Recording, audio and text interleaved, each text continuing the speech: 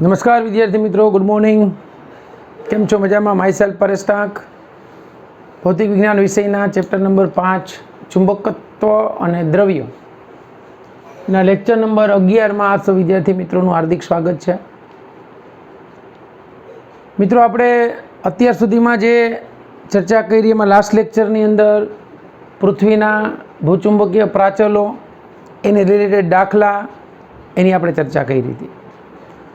અહીંયા આપણે ભૂચુંબકીય પ્રાચલોની અંદર એનું ભૌમિતિક સમતલ, એનું ચુંબકીય સમતલ, પછી ડેક્લિનેશન, ઇન્ક્લિનેશન એટલે કે ડી અને આઈ, અને એના પરથી આપણે જોયું હતું કે ધ્રુવો પર એનો જે ઇન્ક્લિનેશન જે છે એ π/2 છે અને ચુંબકીય વિષુવવૃત્ત ઉપર 0 થાય. પછી પૃથ્વીના ચુંબકીય ક્ષેત્રના બે ઘટકો, એક હોરિઝોન્ટલ ઘટક અને એક વર્ટિકલ ઘટક. વર્ટિકલ ઘટકને આપણે ZE કીધો, બરાબર. સમક્ષિતિજ ઘટકને આપણે HE કહીએ હતો. એના ઉપરથી એનું પરિણામી સૂત્ર આપણને મળ્યું હતું અને એની કિંમત કઈ રીતે શોધવી એ સૂત્રો આપણે જોયા હતા. આજે ત્યારે મેં તમને કીધું હતું કે નેક્સ્ટ લેક્ચરની અંદર આપણે મેગ્નેટિઝમ એન્ડ જે મેગ્નેટિક ઇન્ટેન્સિટી છે એના વિશે સમજવાનું છે. તો વિદ્યાર્થી મિત્રો, આજે આપણે મેગ્નેટિઝમ એટલે ચુંબકત્વ, મેગ્નેટિઝમ અને મેગ્નેટિક તીવ્રતા,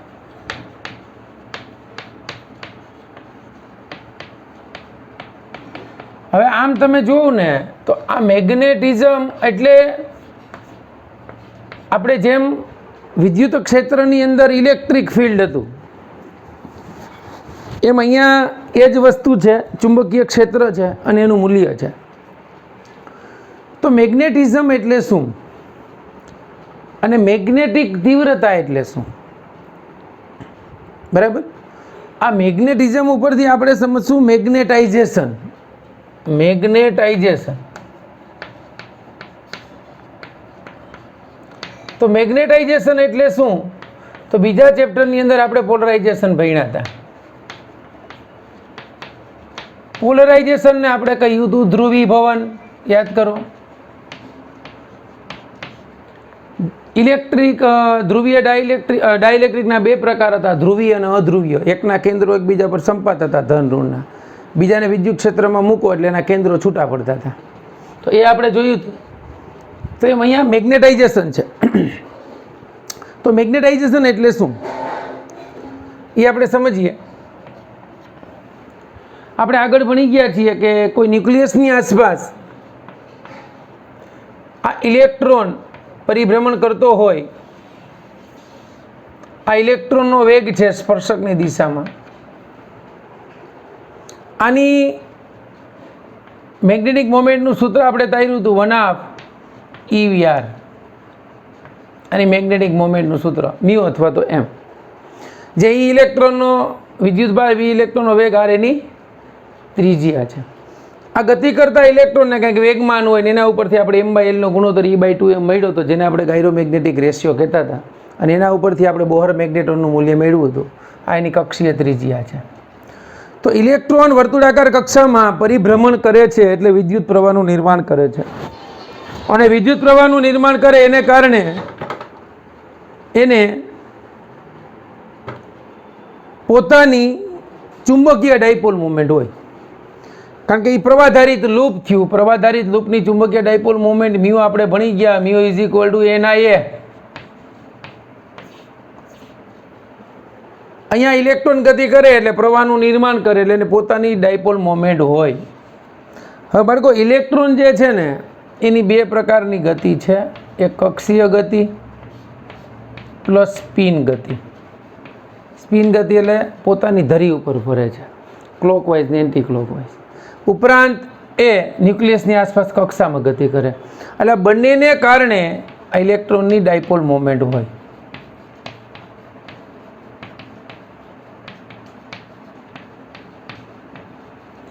અહીંયા આપણે પૃથ્વીની અંદર ઘણા બધા તત્વો અને સંયોજનો છે. આ ઉપરાંત આપણે કૃત્રિમ રીતે ઘણા બધા તત્વો સંયોજનો મેળવ્યા. એની દરેકની કંઈક વિશેષતા છે, એના ગુણધર્મો છે. આને આધારે ચુંબકીય પદાર્થોના પ્રકારો પડે છે, એનું વર્ગીકરણ થાય છે દ્રવ્યોના આધારે, એ આપણે આગળ જોશું. પરંતુ અહીંયા જે કોઈ પણ દ્રવ્ય છે એને પોતાની મેગ્નેટિક મોમેન્ટ હોય છે, અને એ મેગ્નેટિક મોમેન્ટ કેટલી હોય દ્રવ્ય આપણને ખબર નથી કયું છે એ. તો જો કોઈ દ્રવ્ય, બરાબર સમજજો, જો કોઈ દ્રવ્ય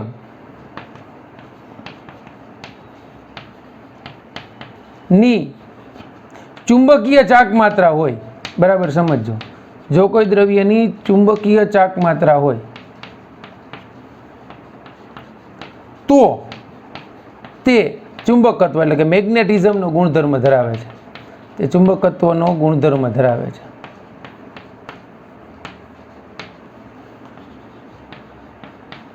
આ તો આપણે પાઠની શરૂઆતમાં જોયું હતું ને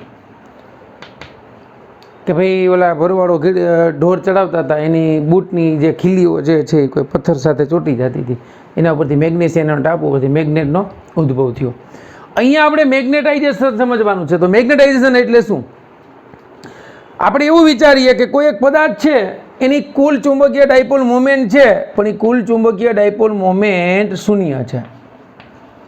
આ શૂન્ય છે. શું? તો કે કુલ ચુંબકીય ડાયપોલ મોમેન્ટ.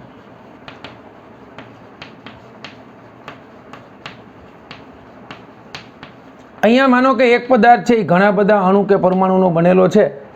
એક પરમાણુની ડાયપોલ મોમેન્ટ છે એ રીતે બીજાની છે, એ રીતે ત્રીજાની છે.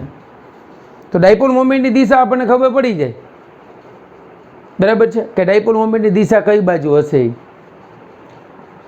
અહીંયા આપણે ડાયપોલ મોમેન્ટ મળે છે. માનો કે આપણે વિચારીએ કે આ એટલા મોટા પદાર્થની અંદર ઘણી બધી ડાયપોલ છે, તો અડધી ડાયપોલ આ દિશામાં, અડધી ડાયપોલ આ દિશામાં, તો પરિણામે ડાયપોલ મોમેન્ટ શૂન્ય થઈ. એ જ રીતે અડધી ડાયપોલની મોમેન્ટની દિશા ઉપર, અડધાની નીચે હોય તો 0, અડધાની આમ હોય, અડધાની આમ હોય, પરિણામે કેટલી થઈ? શૂન્ય. તો ડાયપોલ મોમેન્ટ નથી, પરંતુ આ પદાર્થમાં જો ધ્યાન આપજો, કોઈ પણ દ્રવ્યમાં ડાયપોલ મોમેન્ટ, કોઈ પણ દ્રવ્યમાં ડાયપોલ મોમેન્ટ પ્રેરિત થવાની ઘટના, ડાયપોલ મોમેન્ટ પ્રેરિત થવાની ઘટનાને, જેમ વિદ્યુત ચુંબકનું પ્રેરણ, ભાઈ વિદ્યુતીય પ્રેરણ થતું હતું ને, એમ ડાયપોલ મોમેન્ટ પ્રેરિત થવાની ઘટનાને મેગ્નેટાઇઝેશન કહેવાય. મેગ્નેટાઇઝેશન એટલે શું? તો કે ડાયપોલ મોમેન્ટ કોઈ પણ દ્રવ્યની અસ્તવ્યસ્ત હતી, એ 0 હતી, એમાંથી કાંઈક ડાયપોલ મોમેન્ટ મળી, એને કહેવાય મેગ્નેટાઇઝેશન. એમ એટલે એની અમુક પરમાણુની ડાયપોલ મોમેન્ટ કોઈ ચોક્કસ દિશામાં મળી. આપણે ઓલું કેમ ત્રીજા ચેપ્ટરમાં સમજતા હતા કે આ આડછેદમાંથી અડધા ઇલેક્ટ્રોન આમ જાય, અડધા ઇલેક્ટ્રોન આમ જાય, તો પ્રવાહ પસાર થતો નથી. એમ અહીંયા પદાર્થની પ્રેરિત મેગ્નેટાઇઝ ડાયપોલ મોમેન્ટ છે જ નહીં, અડધી આમ છે ને અડધી આમ છે, તો એ ચુંબકત્વનો ગુણધર્મ ધરાવતું નથી. પરંતુ એમાં ચોખ્ખી ડાયપોલ મોમેન્ટ મળે. એમ ઇલેક્ટ્રોન કોઈ ચોક્કસ દિશામાં ક્યારે આવતા હતા? તમે બેટરી જોડો તો અહીંયા શું કરશું આપણે? માનો કે કોઈ બાહ્ય અસરને કારણે એમાં ડાયપોલ મોમેન્ટ પ્રેરિત થાય. ધારો કે પદાર્થ દ્રવ્યને ચુંબકીય ક્ષેત્રમાં મૂકો, તો એમાં ડાયપોલ મોમેન્ટ પ્રેરિત થવાની ઘટનાને મેગ્નેટાઇઝેશન એમ કહેવાય. આ મેગ્નેટાઇઝેશનની વ્યાખ્યા આપી હોય તો એકમ કદ દીઠ, યાદ આપજો, કોઈ પણ પદાર્થની એકમ કદ દીઠ પ્રેરિત થતી, એકમ કદ દીઠ પ્રેરિત થતી કુલ ડાયપોલ મોમેન્ટ, એકમ કદ દીઠ પ્રેરિત થતી કુલ ડાયપોલ મોમેન્ટને મેગ્નેટાઇઝેશનની તીવ્રતા કહે છે, અથવા તો એને મેગ્નેટાઇઝેશન કહે છે. મેગ્નેટાઇઝેશનની તીવ્રતા કહે છે. એકમ કદ દીઠ થતી ડાયપોલ મોમેન્ટ, એમ આ સદિશ રાશિ છે. એકમ કદ દીઠ પ્રેરિત થતી ટોટલ ડાયપોલ મોમેન્ટ, એમ ટોટલ, એક પરમાણુની, બીજાની, ત્રીજાની, ચોથાની, જેટલા હોય એટલાની. માનો કે કોઈ એક પદાર્થની અંદર 100 પરમાણુ છે, 100 માંથી 40 ડાયપોલ મોમેન્ટ એ ડાયરેક્શનમાં ગોઠવાની, તો એની ડાયપોલ મોમેન્ટ ટોટલ કેટલી થઈ? 40. એનું કદ, એનું મેગ્નેટાઇઝેશન થયું. જરૂરી નથી કે કોઈ પદાર્થની બધી ડાયપોલ મોમેન્ટ આપણે એક જ દિશામાં ગોઠવી શકીએ. ગોઠવાઈ જાય તો સારામાં સારું, તેને સેચ્યુરેશન મેગ્નેટાઇઝેશન કહેવાય. આપણે આગળ જોશું. અહીંયા એમ ટોટલ, તો આ મેગ્નેટાઇઝેશનની તીવ્રતાથી બાળકો એમ ઇઝ ઇક્વલ ટુ એમ ટોટલના છેદમાં વી. તો આ મેગ્નેટાઇઝેશનની તીવ્રતા એમનો એકમ શું થશે બોલો? એમનો એકમ તો કે આનો એકમ શું થશે? એમ્પિયર મીટર સ્ક્વેર ડાયપોલ મોમેન્ટનો. કદનો એકમ મીટર ક્યુબ.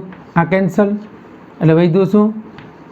ખાલી મીટર વધ્યું એટલે એમ્પિયર પ્રતિ મીટર. તો એનો એકમ થયો એમ્પિયર પ્રતિ મીટર. મેગ્નેટાઇઝેશનનું પારિમાણિક સૂત્ર શું થાય? એમ્પિયરનું A1 એના છેદમાં L1 is equal two A1 L-1. Clear થયું બાળકો? તો મેગ્નેટાઇઝેશન એટલે પ્રેરિત થતી ચુંબકીય ડાયપોલ મોમેન્ટ. એટલું સમજાણું? ચાલો એટલું નોટ ડાઉન કરી લ્યો, પછી આપણે આગળ વધીએ. ચાલો બાળકો, હવે આપણે આમાં આગળ વધીએ થોડાક. મેગ્નેટાઇઝેશન એમ, આ મેગ્નેટાઇઝેશનની તીવ્રતા અને ચુંબકીય તીવ્રતા, ચુંબકીય તીવ્રતા એ પણ સદિશ રાશિ છે. H વચ્ચેનો સંબંધ, આ સૂત્ર આપણે મેળવીએ છીએ. ધ્યાન આપજો બધા અહીંયા. આને જો આ તમને સમજાઈ ગયું ને, આના આધારે દ્રવ્યનું વર્ગીકરણ 3 પ્રકારે થશે, એ આપણે સમજવાનું છે.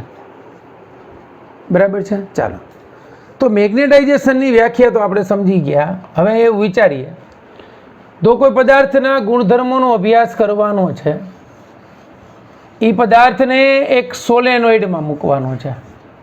આ સોલેનોઇડ છે. આ સોલેનોઇડની અંદર એકમ લંબાઈ દીઠ આટાની સંખ્યા, એકમ લંબાઈ દીઠ આટાની સંખ્યા એ આપણે આમ લખી શકીએ, n is equal two n/l. આ સોલેનોઇડની અંદર કોઈ એક પદાર્થનો અભ્યાસ કરવાનો છે, એ પદાર્થને આપણે સોલેનોઇડમાં મૂકવાનો છે.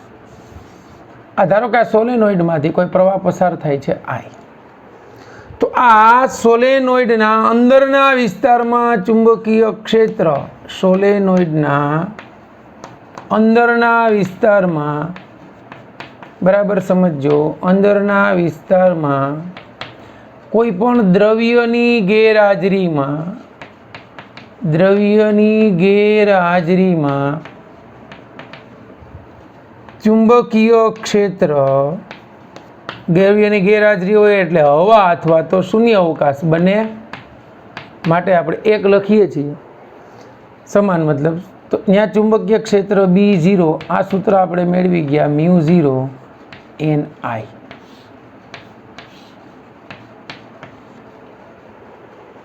આ સોલેનોઇડના અંદરના વિસ્તારમાં જ્યારે જે આ પદાર્થ મૂક્યો છે એ પહેલાંનું ચુંબકીય ક્ષેત્ર છે.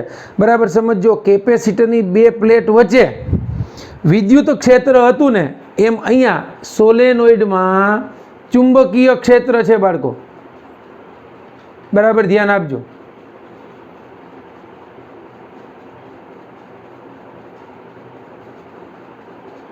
હવે આપણે આ B બરાબર μ0 ni મળ્યું, જ્યાં એકમ લંબાઈ દીઠ પ્રવાહ, જો એક નવી વ્યાખ્યા આપણે રાશિ વ્યાખ્યાયિત કરીએ છીએ, એકમ લંબાઈ દીઠ, એકમ લંબાઈ દીઠ પસાર થતા વિદ્યુત પ્રવાહને, એકમ લંબાઈ દીઠ, આ સોલેનોઇડમાં એકમ લંબાઈ દીઠ પસાર થતા વિદ્યુત પ્રવાહને ચુંબકીય તીવ્રતા કહે છે.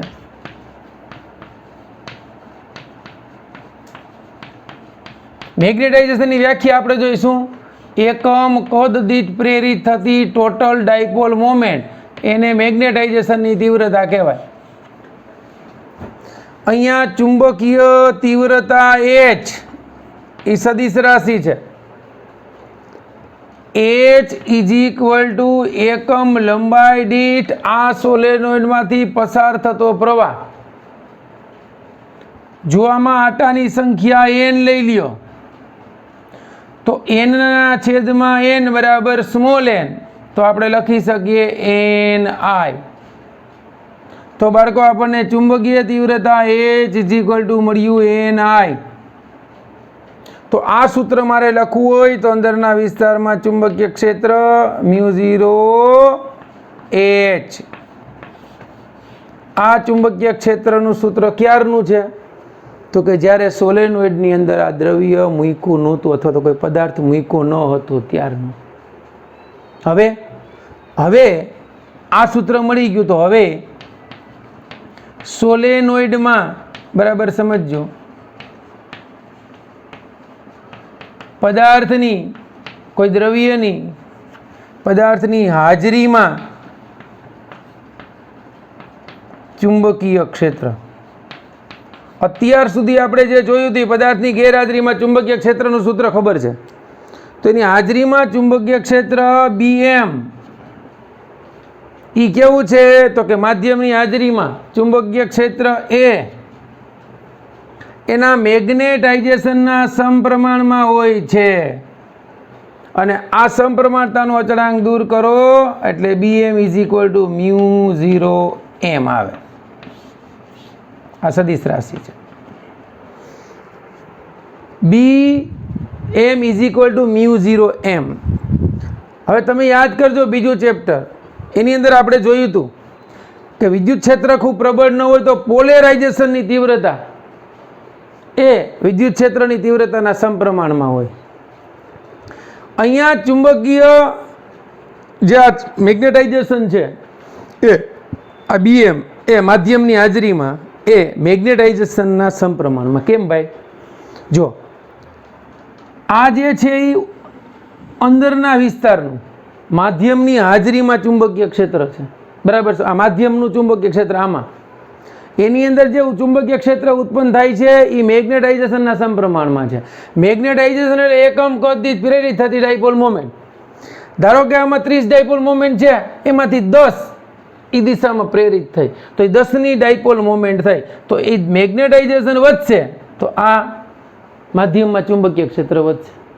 અને આ મેગ્નેટાઇઝેશન ઘટશે તો માધ્યમમાં ચુંબકીય ક્ષેત્ર ઘટશે. માટે કહી શકાય કે માધ્યમમાં ચુંબકીય ક્ષેત્ર એ ચુંબકીય મેગ્નેટિક તીવ્રતાના સમપ્રમાણમાં હોય છે અથવા તો એના મેગ્નેટાઇઝેશનના સમપ્રમાણમાં.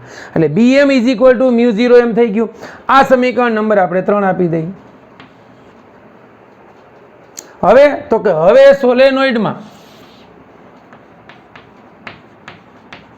સોલેનોઇડમાં કુલ ચુંબકીય ક્ષેત્ર, તો કુલ ચુંબકીય ક્ષેત્ર કેટલું થાય ભાઈ? કુલ ચુંબકીય ક્ષેત્ર B બરાબર, કારણ કે હવે તો કે સોલેનોઇડનું પોતાનું હતું, ઉપરાંત કેનું ઉમેરાણું? આ દ્રવ્ય મૂક્યું એનું. તો કુલ ચુંબકીય ક્ષેત્ર B અત્યારે સદિશ સ્વરૂપે ન લખું તો એક ચુંબકીય ક્ષેત્ર શૂન્ય અવકાશનું, બીજું માધ્યમનું. તો આ બેનો સરવાળો કરીએ તો B = આ શું હતું? μ0ni. અને આ કેટલું હતું?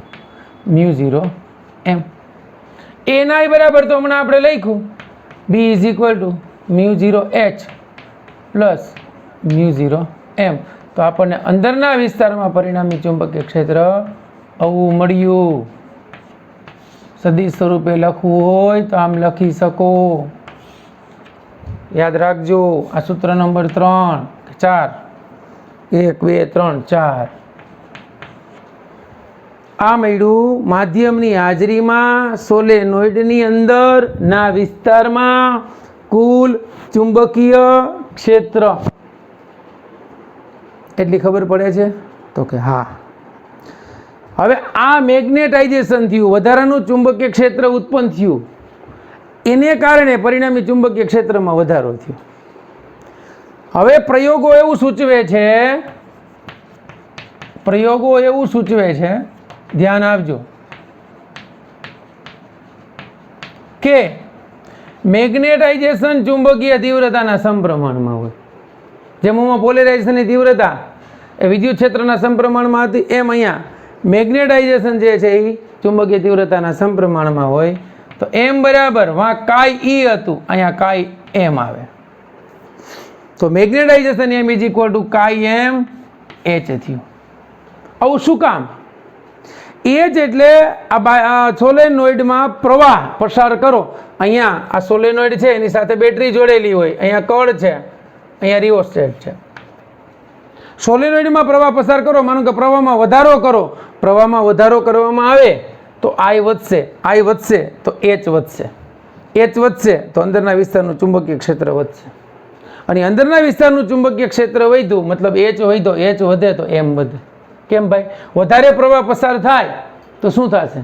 વધારે ચુંબકીય ક્ષેત્ર ઉત્પન્ન થાય. વધારે ચુંબકીય ક્ષેત્ર ઉત્પન્ન થયોનો મતલબ એવો થયો કે એનું મેગ્નેટાઇઝેશન વધ્યું. મેગ્નેટાઇઝેશન વધ્યું એટલે એ અંદરનું ચુંબકીય ક્ષેત્ર વધ્યું. તો અહીંયા આ મેગ્નેટાઇઝેશન જે છે ચુંબકીય તીવ્રતાના સમપ્રમાણમાં છે, જ્યાં કાઈ એમ ને મેગ્નેટિક સસેપ્ટિબિલિટી કહે છે. પેલી કેવી હતી? Electric susceptibility. આ મેગ્નેટિક સસેપ્ટિબિલિટી. આ પરિમાણ અને એકમ રહિત છે. પરિમાણ અને એકમ રહિત છે.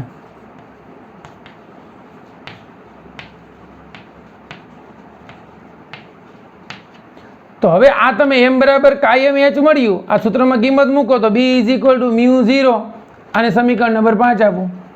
μ0 h પ્લસ m ની જગ્યાએ કાઈ એમ h, તો b is equal to μ0 1 plus chi m into h. આ સમીકરણ નંબર 6. બહુ સિમ્પલ છે મિત્રો, ખાલી જોજો. મેગ્નેટાઇઝેશન થવું એટલે શું એ આપણને ખબર પડી ગઈ. શું? તો કે ચુંબકીય તીવ્રતાનું એક દિશામાં ગોઠવાવું, ચુંબકીય ડાયપોલ મોમેન્ટનું એક દિશામાં ગોઠવાવું, એને કારણે પરિણામે ચુંબકીય ડાયપોલ મોમેન્ટ મળે, એને કારણે ચુંબકત્વ મળે.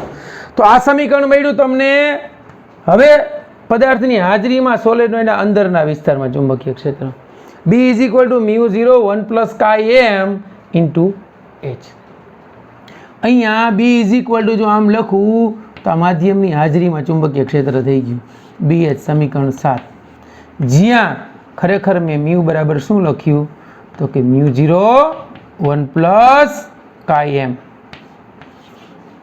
Mu is equal to μ0 1 plus chi m. હવે તો કે અહીંયા એના ઉપરથી આપણે લખી શકીએ ને. હજી જો આ mu is equal to μ0 1 plus chi m, તો મ્યુના છેદમાં μ0 is equal two 1 plus chi એમ થાય. અને મ્યુના છેદમાં μ0 એટલે શું થાય તો કે મ્યુના છેદમાં μ0 એટલે તો μr થાય, તો μr is equal two 1 plus chi એમ થાય. તો આ સરસ મજાનો આપણને એક સંબંધ મળી ગયો બાળકો. તો આ સૂત્ર નંબર 8 આપી દો. તો આપણને આના ઉપરથી chi m is equal to μr minus 1 મળે. μr ને આ μr શું છે? μr ઇઝ ઇક્વલ ટુ સાપેક્ષ પરમિએબિલિટી, જે આપણને ખબર છે. જેમ સાપેક્ષ પરમિટિવિટી હતું એમાં આ છે સાપેક્ષ પરમિએબિલિટી. તો બાળકો આપણને આ જે સૂત્ર મળ્યું છે એ સોલેનોઇડની અંદર જે પદાર્થના ચુંબકીય ગુણધર્મોનો અભ્યાસ કરવાનો છે એને મૂકવાનો. એને મૂકો એટલે એની અંદર વધારાનું ચુંબકીય ક્ષેત્ર ઉત્પન્ન થાય. પહેલાં સોલેનોઇડનું ચુંબકીય ક્ષેત્ર કેટલું હતું તો કે એટલું μ0 એના આ આઈ છે ને, એને ઘણી વખત તમે ક્યાંક કદાચ રેફરન્સ બુકમાં વાંચો તો IF લખ્યું હશે. IF એટલે ફ્રી પ્રવાહ. ફ્રી પ્રવાહનો મતલબ શું? સોલેનોઇડમાં જેટલો પ્રવાહ પસાર કરો એટલે આપણે કરી શકીએ. તો સોલેનોઇડના અંદરના વિસ્તારમાં ચુંબકીય ક્ષેત્ર એટલું હતું. અને એકમ લંબાઈ દીઠ જે પ્રવાહ પસાર થાય સોલેનોઇડનો એને કહેવાય H, એની ચુંબકીય તીવ્રતા. એટલે આ ખરેખર જે બહારથી પ્રવાહ પસાર કરીએ ને સોલેનોઇડમાં ચુંબકીય ક્ષેત્ર ઉત્પન્ન થયું એ બાહ્ય થયું ને, આમ આપણા પ્રવાહ દ્વારા મળ્યું. અને અંદર જે દ્રવ્ય હતું એમાં ડાયપોલ મોમેન્ટ જે દિશામાં ગોઠવાની એ ચુંબકીય ક્ષેત્ર માધ્યમના કારણે થયું. અને માધ્યમનું ચુંબકીય ક્ષેત્ર મેગ્નેટાઇઝેશનના સમપ્રમાણમાં હોય, કારણ કે મેગ્નેટાઇઝેશન એટલે પ્રેરિત થતી ડાયપોલ મોમેન્ટ કેમાં થાય? આ દ્રવ્યમાં. અને એ ડાયપોલ મોમેન્ટ જો આ દિશામાં પ્રેરિત થઈ તો શું થશે? તો આના ચુંબકીય ક્ષેત્રમાં વધારો થશે. હવે એવું બની શકે કે જો મૂકવામાં આવેલું દ્રવ્ય જે છે એમાં મેગ્નેટાઇઝેશન વિરુદ્ધ દિશામાં થાય. તો વિરુદ્ધ દિશામાં થાય તો આ ચુંબકીય ક્ષેત્રનું સૂત્ર તમે લખો છે μ0 H માઇનસ m આવે. આ વિરુદ્ધ દિશામાં છે. એટલે આનું જે ચુંબકીય ક્ષેત્ર સોલેનોઇડને કારણે પ્રવાહને કારણે ઉત્પન્ન થયું હતું એમાંથી આ બાદ થાય તો પરિણામે ચુંબકીય ક્ષેત્ર શું થશે? સોલેનોઇડમાં ઘટશે. પણ આ ક્યારે ઘટશે? જ્યારે આની ડાયપોલ મોમેન્ટ વિરુદ્ધ દિશામાં ગોઠવાશે તો. એ જ દિશામાં ગોઠવાશે તો. જો આ ક્યારે ઘટે? વિરુદ્ધ દિશામાં ડાયપોલ મોમેન્ટ મળે તો. અને વધશે ક્યારે? તો કે એ ડાયપોલ મોમેન્ટ એ જ દિશામાં ગોઠવાય તો. ક્લિયર થઈ ગયું બાળકો? ચાલો તો એટલું નોટ ડાઉન કરી લ્યો. હવે આને આધારે એનો જે 3 રાશિઓ આપણને મળી અહીંયા, મ્યુ આર, કાયમ અને મ્યુ, આ કોઈ પણ માધ્યમની પરમિએબિલિટી, આ ડાઇલેક્ટ્રિક સસેપ્ટિબિલિટી અને આ સાપેક્ષ પરમિએબિલિટી, આના આધારે આપણે ચુંબકીય દ્રવ્યોનું વર્ગીકરણ કરીશું. ચાલો નોટ ડાઉન કરી લ્યો. ઓકે બાળકો, તો આપણે અહીંયા જોજો, બરાબર સમજજો. પહેલેથી ખાલી સૂત્રો લખું છું. કોઈ પણ મેગ્નેટિક પદાર્થની ગેરહાજરીમાં સોલેનોઇડના અંદરના વિસ્તારમાં ચુંબકીય ક્ષેત્ર μ0 ni બરાબર μ0 h. ધ્યાન આપજો, થોડુંક આગળ વધશું આમાં. આ ચુંબકીય તીવ્રતા કહેવાય h ને. હવે ત્યાંથી આગળ વધીએ. માધ્યમની હાજરીમાં ચુંબકીય ક્ષેત્ર એ મેગ્નેટાઇઝેશનના સમપ્રમાણમાં હોય તો એના ઉપરથી Bm = μ0 m. હવે પરિણામી ચુંબકીય ક્ષેત્ર સોલેનોઇડની અંદર કેટલું હોય તો કે μ0 h + m જેટલું હોય. હવે તો કે ભાઈ અહીંયા આપણે એ જોયું, પ્રયોગ એવું દર્શાવે કે મેગ્નેટાઇઝેશન ચુંબકીય તીવ્રતાના સમપ્રમાણમાં હોય તો m બરાબર કાયમ h થાય. m બરાબર કાયમ h થાય તો અહીં કિંમત મૂકીએ તો μ0 h પ્લસ કાયમ h થયું. અહીંયા આપણે μ0 1 પ્લસ કાયમ ઇન્ટુ h લખી શકીએ. આના બરાબર આપણે લખ્યું હતું મ્યુ, તો b બરાબર મ્યુ ઇન્ટુ h. આ કુલ ચુંબકીય ક્ષેત્ર થયું, આ કુલ ચુંબકીય ક્ષેત્ર થયું, આ પણ કુલ ચુંબકીય ક્ષેત્ર થયું. આ વધારાનું ચુંબકીય ક્ષેત્ર છે ચુંબકત્વ અને મેગ્નેટાઇઝેશનને કારણે. આ એમનું ચુંબકીય ક્ષેત્ર છે શૂન્ય અવકાશમાં. b બરાબર મ્યુ h મળી ગયું બાળકો. તો આપણને મ્યુ = આ સૂત્ર મળ્યું હતું μ0 1 પ્લસ કાયમ. μ by μ0 = 1 પ્લસ કાયમ. મેગ્નેટિક સસેપ્ટિબિલિટી = સાપેક્ષ પરમિએબિલિટી. તો એના ઉપરથી કાયમ = μr -1 થાય. તો આપણી પાસે 3 રાશિઓ મળી હતી. હવે બાળકો અહીંયા તમે જુઓ તો મ્યુના છેદમાં μ0 = μr થયું. તો b = શું થાય? μ0 μr થાય. ધ્યાન આપજો. સોરી, μ = μ0 μr થાય. તો આ ચુંબકીય ક્ષેત્રનું સૂત્ર છે, ત્યાં કિંમત મૂકી દઈ μ0 μr × h. આ કયું ચુંબકીય ક્ષેત્ર? તો કે સોલેનોઇડમાં પદાર્થ મૂક્યા પછીનું કુલ. હવે અહીંયા તમે જુઓ તો μr × μ0 h મળ્યું અહીંયા, પણ μ0 h એટલે તો શરૂઆતનું ચુંબકીય ક્ષેત્ર છે, તો ખરેખર એને B0 કહેવાય. તો b = B0 μr. તો આના પરથી શું કહી શકાય કે સોલેનોઇડની અંદર કોઈ પણ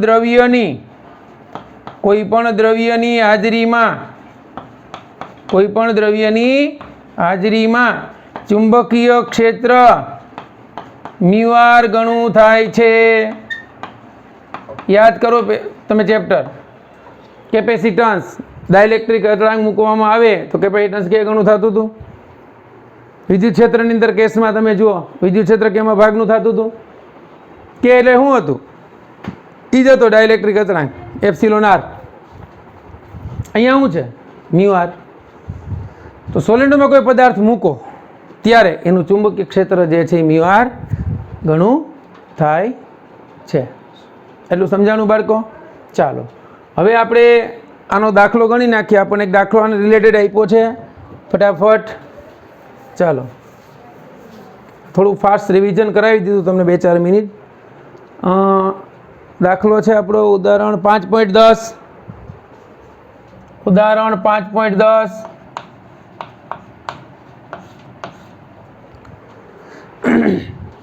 એક સોલેનોઇડના ગર્ભના દ્રવ્યની સાપેક્ષ પરમિએબિલિટી 400 છે. μr = 400. સાપેક્ષ પરમિએબિલિટીનો એકમ નથી, કારણ કે બે પરમિએબિલિટીનો ગુણોત્તર છે. સોલેનોઇડના આટા ગર્ભની વાહક વડે જુદા પાડેલા છે. આટામાંથી 2 એમ્પિયરનો વિદ્યુત પ્રવાહ પસાર થાય છે. 2 એમ્પિયરનો વિદ્યુત પ્રવાહ એટલે એનો ફ્રી પ્રવાહ થયો. I બરાબર 2 એમ્પિયર. એકમ લંબાઈ દીઠ આટાની સંખ્યા એટલે તમને n/l સીધું આપ્યું છે 2000 એટલે 2 × 10⁻³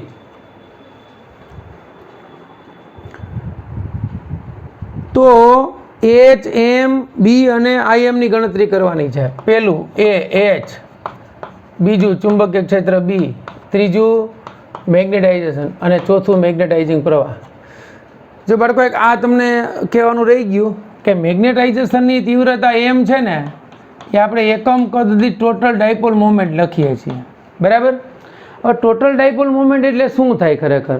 તો કે ડાયપોલ મોમેન્ટ એટલે ધ્યાન આપજો, અહીંયા આપણે આને આમાંય લખી શકીએ. જો આ સોલેનોઇડમાં પદાર્થ મૂક્યો હતો તો કે હા, એની ડાયપોલ મોમેન્ટ એમ એટલે શું લખીએ છીએ આપણે?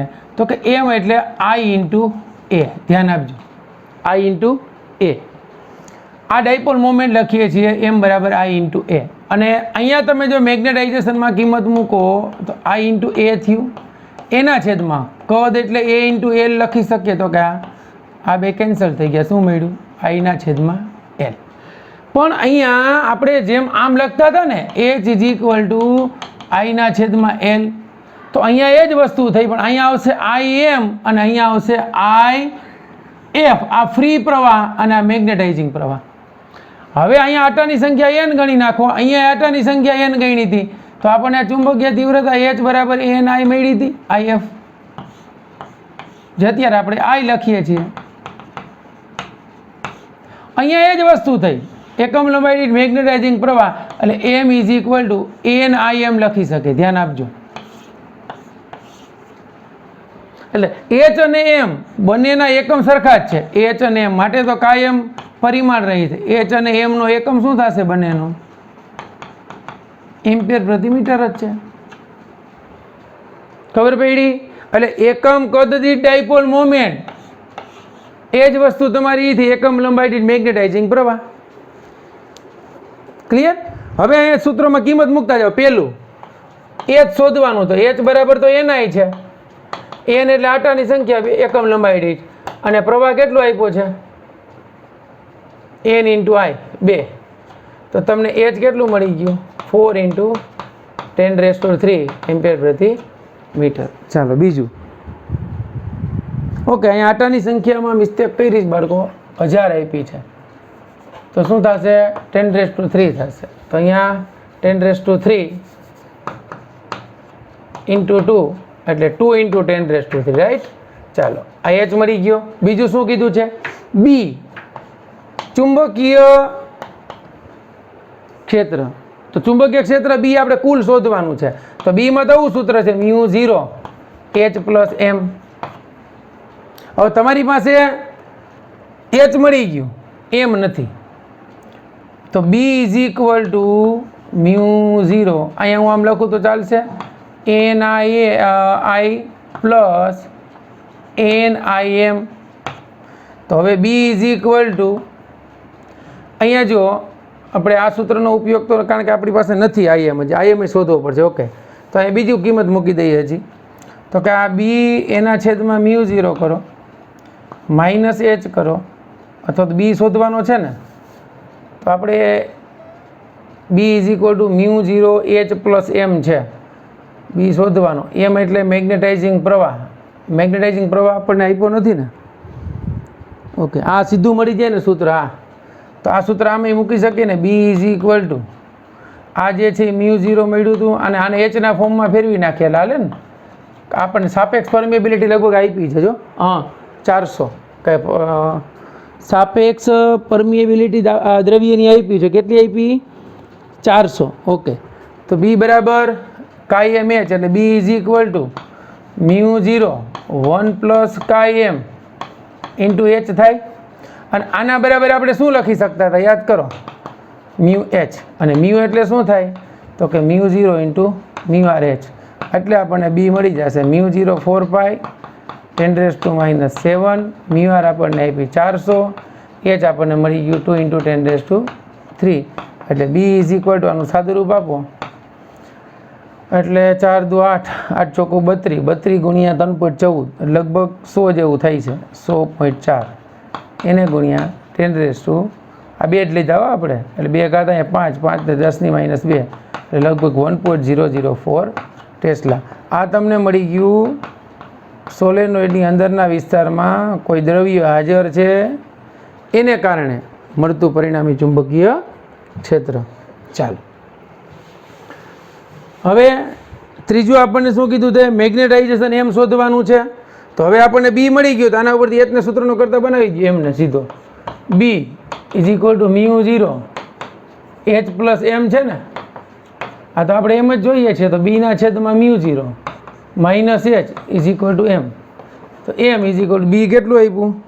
1.004 1 લખો. આ કેટલું છે? 4 પાઈ ઇન્ટુ 10⁻⁷ માઇનસ એચ કેટલું છે? 2 ઇન્ટુ 10⁻3. એટલે આ મેગ્નેટાઇઝેશન એમ મળી જશે. 1/4 પાઈ કરો એટલે એનો આન્સર તમને નિયર અબાઉટ કંઈક મળશે 0.0796.